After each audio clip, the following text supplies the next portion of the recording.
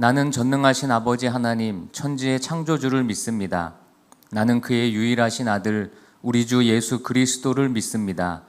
그는 성령으로 잉태되어 동정녀 마리아에게서 나시고 본디오 빌라도에게 고난을 받아 십자가에 못 박혀 죽으시고 장사된 지 사흘 만에 죽은 자 가운데서 다시 살아나셨으며 하늘에 오르시어 전능하신 아버지 하나님 우편에 앉아 계시다가 거기로부터 살아있는 자와 죽은 자를 심판하러 오십니다. 나는 성령을 믿으며 거룩한 공교회와 성도의 교제와 죄를 용서받는 것과 몸의 부활과 영생을 믿습니다. 아멘.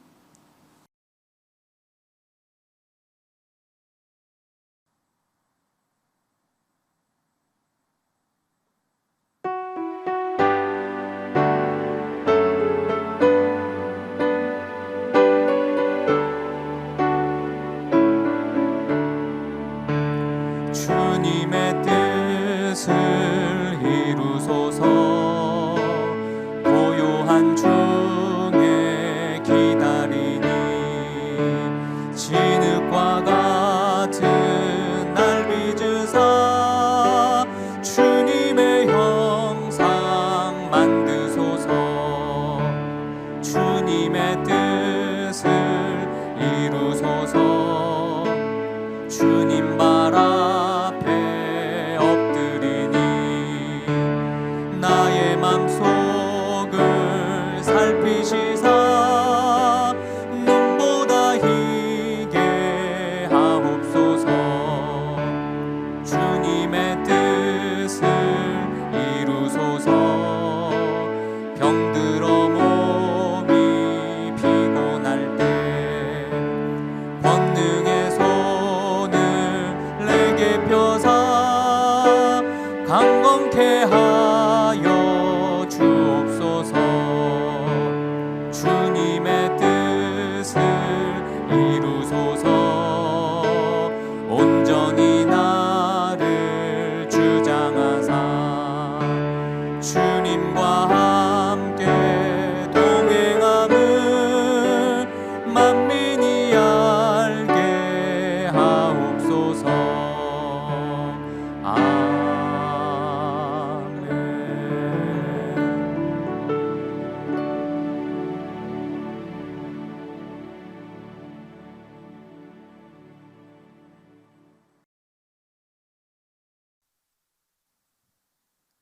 그러므로 형제들아, 내가 하나님의 모든 자비하심으로 너희를 권하노니 너희 몸을 하나님이 기뻐하시는 거룩한 산 제물로 드리라.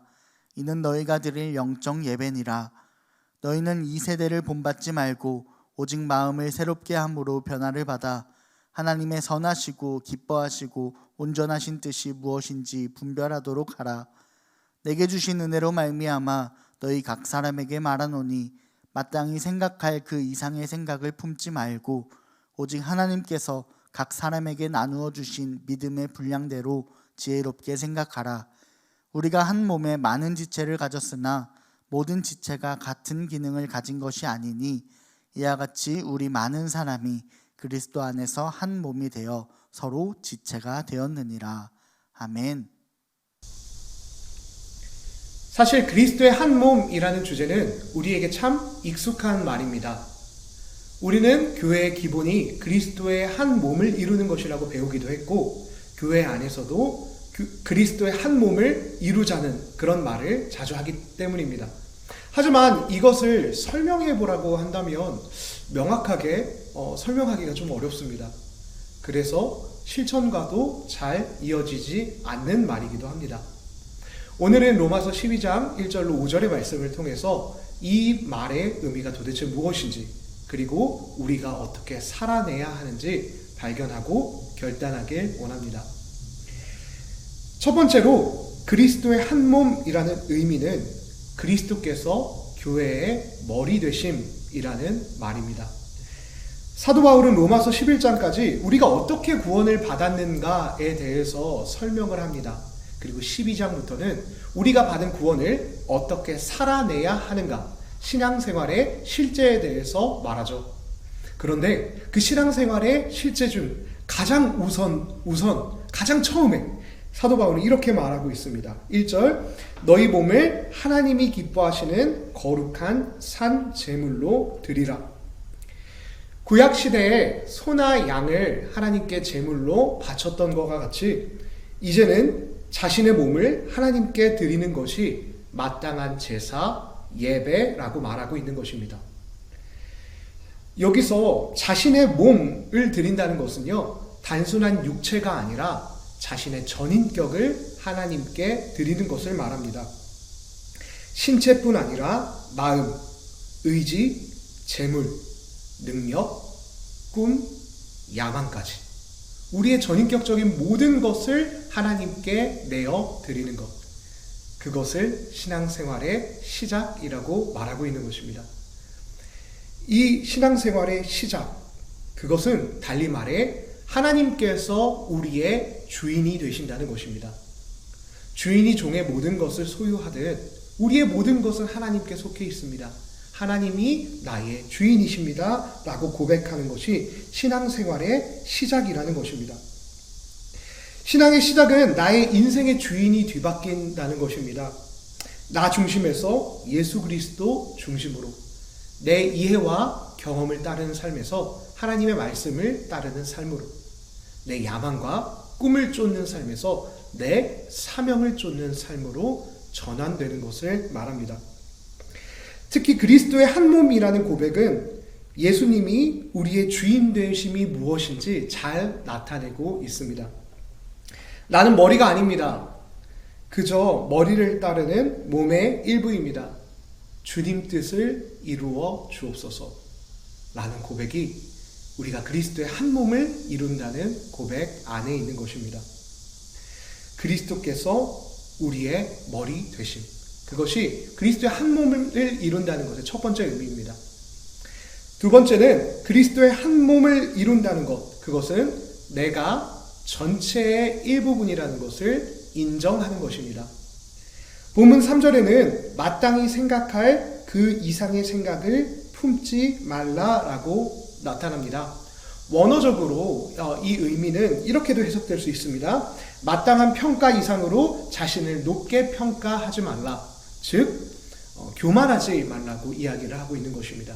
교만이란 하나님께서 정해준 자신의 영역, 자신의 역할, 자신이 누릴 수 있는 것을 넘어서서 그 이상의 것을 탐내는 것, 자신의 영역을 벗어던지고 허락하신 것이 없는 것을 탐하는 것을 성경은 교만이라고 말하고 있습니다. 아담과 하와는 교만하여 하나님의 자리를 탐내어 타락하였고, 출애굽 시기에 고라와 그를 따르는 무리들은 모세의 직분에 대해서 욕심을 내어 하나님의 심판을 받았습니다. 또 사도 바울이 이렇게 편지를 보내던 그 시점에서도 초대교회에서는 사도와 교회의 지도자들의 권위를 무시하는 그런 거짓 교사들의 교만함 때문에, 그들이 그 직분을 잃는 그런 방자한 모습 때문에 초대교회는 몸살을 앓아야만 했습니다.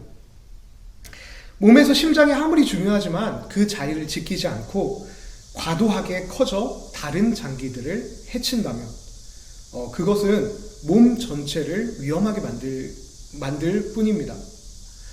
이렇듯 성도가 교만하여 자기 자리를 넘어선다면 그리스도의 몸을 해치게 된다는 것입니다. 우리가 그리스도의 한 몸을 이룬다는 것은 우리는 전체 중 한 부분이라는 것을 인정하며 우리의 영역에서 하나님이 주신 그 은사와 섬김의 자리에서 충성하는 것, 그것이 우리가 그리스도의 한 몸을 이루어가는 과정입니다.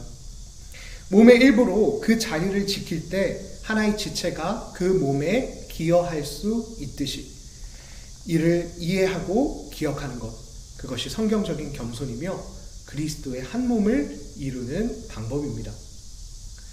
마지막으로 세 번째는 그리스도의 한 몸은 다양한 우리를 하나로 부르셨음을 의미합니다.